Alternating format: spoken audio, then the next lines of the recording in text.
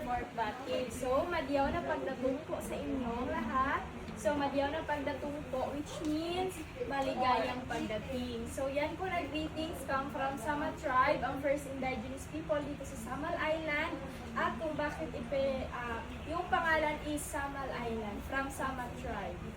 So, first po, before kayo mag-proceed sa sanctuary, may short discussion tayo about sa cave at ang importance ng ating mga bats, especially dito sa Davao region.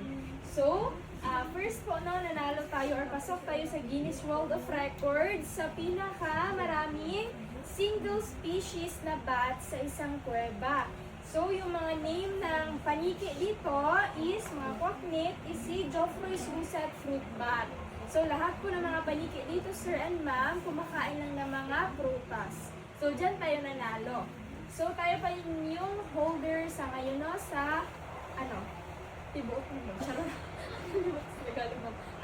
Sa buong mundo. Yun. And then, yung mga bats natin dito is very helpful sa ating environment, no? So, especially dito sa atin. So, sila ay mga seeds dispersal agent. So, mga nagtanim sila, night farmers. So, kakain sila ng very ripe na fruits, yung hinog, no? So, kakainin, hindi ma-digest yung seeds. Tapos, ipupo. Then, may bagong tutubo na puno. And then, sila ay mga pollinators na mga flowers. So, kagaya ng flowers dito sa Samal Island, yung mga ilang-ilang, dragon fruit, dama de noche, breadfruit flower, avocados, and of course, yung ating durian. So, ito ay native durian flower at yung durian po, ma'am and sir, nag-bloom lang yan tuwing gabi. At ang major pollinators ng gabi, of course, is ang mga bats. So, sila po yung major pollinators at kung bakit nagbe-bear ng fruits yung durian. So, kung walang bats, wala rin mga durian. So, as well as avocados. At saka ngayon, now you know why, ang Davao City is ang durian capital of the Philippines dahil napaligiran ng mga bats. Yes po. So, thanks to the bats. No? At saka kung bakit ganyan yung amoy ng durian is not to please us, but para ma-invite yung mga pollinators, yung mga bats. Yes po. So, ang kanilang population nag-grow from 1.8 million to over 2 million bats today. So, 2 million na po yung mga bats sa sanctuary at yung sanctuary natin, no, may 1 cave tayo with 5 interconnected chamber or 5 holes. So, dudungaw lang po kayo, hindi po pwedeng pumasok kasi kung may mga bats, marami ding mga other animals sa loob ng kuweba. So, yung mga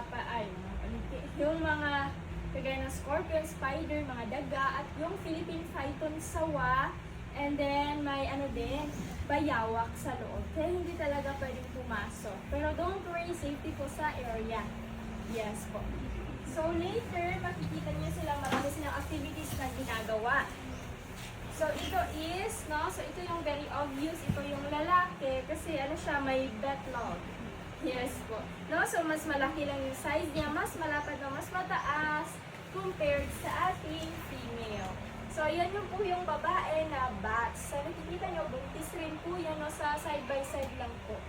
Yes po. Tsaka, yung dede niya, mamariglan, parang nasa pili-pili. So, ganyan talaga yung bats po. And then, may parang cute siya dito na packet, pangalawang mamariglan. Diyan kakapit ang baby pag mag-travel and magpapagdede. So, kung magpapadede sila 3 months, so dyan lang po talaga hanggang matapos ang 3 months.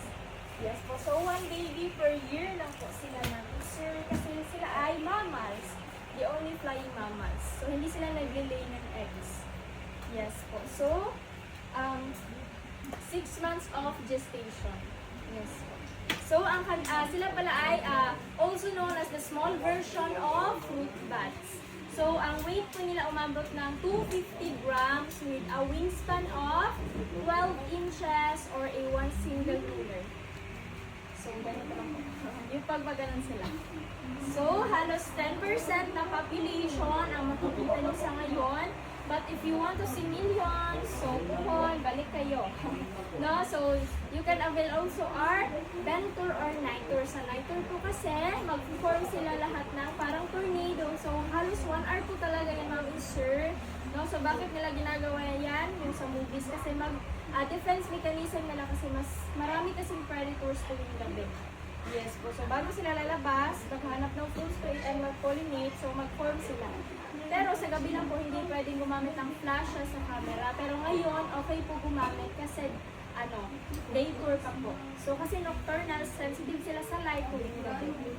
Yes po. So, at exactly 6 p.m., yan yung time na lalabas sila, mag-travel around Davao region, and then balik dito between 2 to 4 a.m. before sunrise.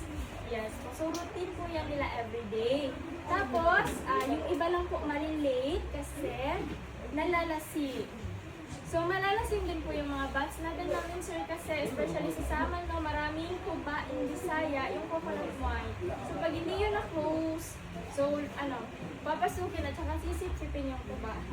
That's why, pag sila, maramihan ang kain ng prutas. Yes po. So, that's why maliit sila. So, nakahandusay lang sila. Either die or lasing. So, pag lasing yan lang kasi, pabalik lang sa kuweba. Yes po. So, ang lifespan na naabot nila is 41 years. Yes po. So, later makikita nyo sila at naka-organize. So, bakit sila naka-organize? Naturally, they organize according sa ating Guinness World Record sila. Ang bat expert sila, Dr. David. Yes po. So, ang first and second opening, nandyan yung maternity and mating area, nandyan yung mga nagpapadede na bats, mga pregnant. Diyan din sila nag-mate. Tsaka kung mag-mate sila, ganito yung forma po nila. Ma'am insert. So, this is the sexual intercourse po, no? Ito yung boy and the girl. So, ganun po sila. Yes po. So, ang third po is training ground. Nandyan yung mga school sa kids para turuan paano lumipan. So, pagkatapos ng 3 months, punta na po dito. Yes po. So, ang fourth po is, kadalasan dito, marami ang population ng lalaki. And then, ang last is seniors ward at graveyard. Yes po. So, may seniors din sila at sa lahat ng butas, ito yung pinaka-tahimik. Yes po. So, do you have any questions po, ma'am, sir? Minsan, pinaka-nilong lang ganito. Actually, yung bat lang po, ma'am, is, lang po, 100 kilometer lang po, ma'am. Yes po. So, kini sila kay i-test mo sila sa una kanang ito na sila GPS. Kung asa din sila sa mga Davao Oriental, kana. Sa oras ang utaman karon. Sa oras utaman karon. Karon 5, sir. Yes po. Kay kung naay magpa-book na naman po ta, sa panggabiin po sila. Tapos 200 per person na siya basta gabi. Then 5 dapat mo. So pag manobra mo like 7, 8, kana 200 per person yun. So you can now proceed po sa area, ma'am and sir. Yes po, enjoy po. Just follow the